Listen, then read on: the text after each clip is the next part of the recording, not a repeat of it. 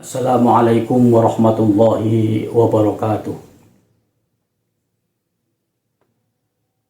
Puji syukur kehadirat Allah Subhanahu wa Ta'ala atas segala nikmatnya, sehingga kita bisa berjumpa kembali dalam siaran YouTube berikut ini, dan mohon di-subscribe serta di-share ke teman-teman di Pekalongan, khususnya Jawa Tengah, juga Indonesia pada umumnya, supaya dalam memilih kepala daerah bisa sesuai dengan visi dan misi para pendahulu pendiri kota atau daerah kita masing-masing. Sholawat dan salam berkahmu ya Rob semoga tercurah kepada Nabi Agung Muhammad Sallallahu Alaihi Wasallam, dengan sholawat yang bisa memberikan kepada kita dan para muhibbin kesempurnaan anugerah dan harapan puncak di dunia dan akhirat. Amin amin ya rabbal alamin. Hadirin dan pemirsa, berdirinya suatu pemerintahan baik tingkat daerah maupun nasional tidak akan lepas dari arah dan tujuan para pendirinya pada saat itu. Demikian juga kota Pekalongan yang dijuluki kota santri atau kota wali, bahkan kota wali. Pemirsa, saudara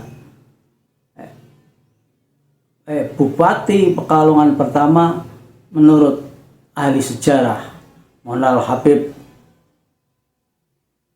Syed Muhammad Lutfi Ali bin Ali Al-Alawi adalah bernama Bupati Pangeran Arya Tijaningrat.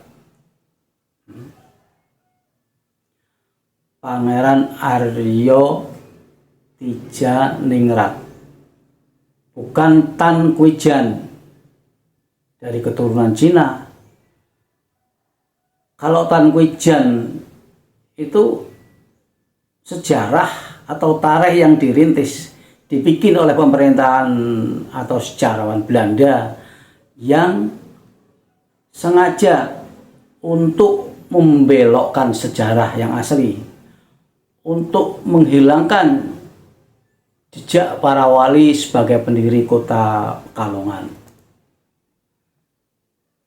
Saudara hadirin pemirsa, Bupati pertama Pekalongan yang bernama Pangeran Arya Tijaningrat, beliau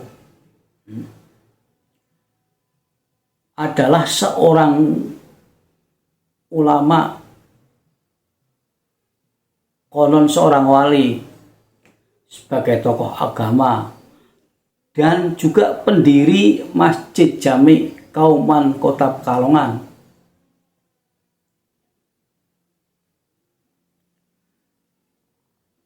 Jadi pada masa pemerintahan Belanda, Pangeran Arya Tijaningrat termasuk pejuang negara yang masuk dalam lingkaran pemerintahan Belanda saat itu, atau boleh dikatakan musuh dalam selimut.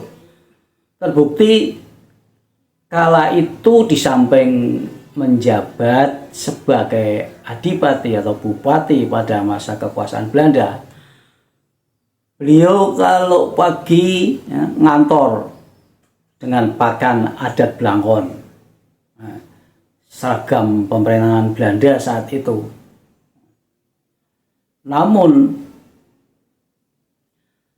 kalau malam beliau memakai gamis,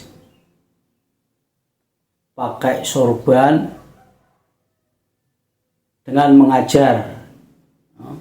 mengajar kitab tafsir Jalalain pada pribumi yang tidak diketahui oleh penguasa Belanda. saat itu. Saudara pemirsa, hadirin, wabil khusus para tokoh generasi muda Pekalongan yang saya cintai dan saya banggakan sebagai kader para wali. Ternyata pola perjuangan para tokoh agama atau kiai pada masa itu adalah hampir sama seperti halnya yang dilakukan oleh Kanjeng Sultan Agung Semarang. Beliau menugaskan para santri untuk masuk ke hutan, dan pada waktu yang tepat mereka keluar dan memberontak menyerang Belanda. Namun bodohnya Belanda, mereka minta solusi kepada Kanjeng Sultan Agung yang memegang pemerintahannya di wilayah Semarang. Maka oleh Kanjeng Sultan Agung, beliau menyuruh pemerintah Belanda saat itu untuk memberi kekuasaan kepada para pemberontak tadi untuk dijadikan adipati atau bupati. Alasannya karena pemberontak sangat kuat. Kalau tidak diberi kekuasaan akan membahayakan pemerintahan Belanda. Akhirnya santrinya Kanjeng Sultan Agung mendapat wilayah kekuasaan di Kabupaten Kendal, dan seterusnya begitu yang lain menyambung menjadi kekuatan tersendiri sebagai musuh Belanda dalam selimut untuk merintis kemerdekaan Indonesia pada roda pemerintahan penjajahan Belanda. Demikian juga oleh tokoh-tokoh agama atau ulama, para kiai lainnya se-Nusantara. Maka para pejuang atau perintis kemerdekaan tidak terlalu sulit untuk mempersatukan Indonesia. Ibarat sebuah motor atau mobil, tugas para perintis kemerdekaan tinggal memodifikasi saja, tinggal memoles supaya lebih cantik. Itu aja. Walhasil, kami generasi Pekalongan khususnya dan Jawa Tengah serta Indonesia pada umumnya, maka kami berharap besar calon bupati khususnya dan gubernur pada umumnya adalah dari kalangan santri atau ulama, supaya regenerasi kota wali terus berjalan, terjaga.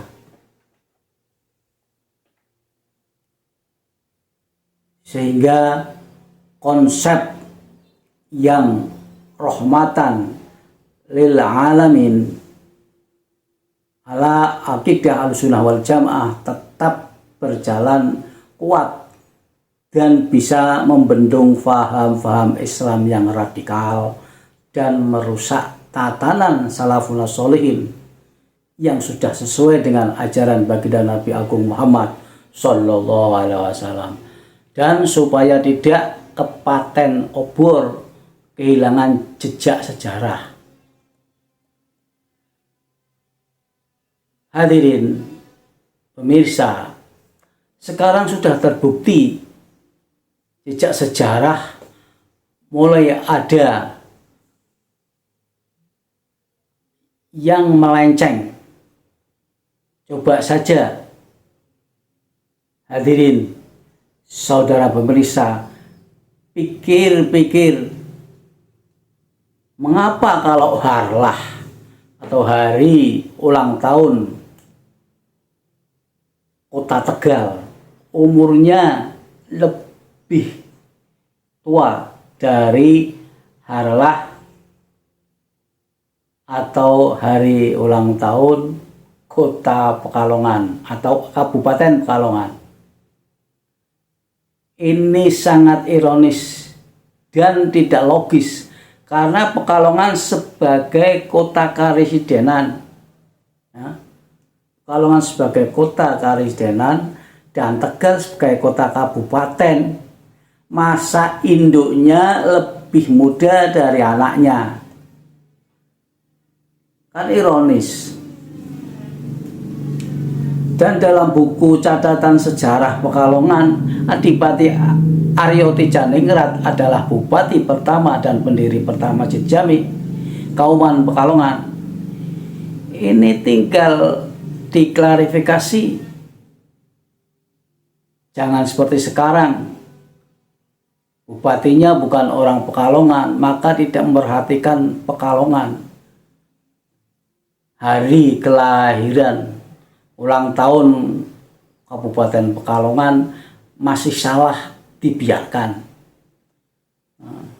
Apa perlu diusir saja?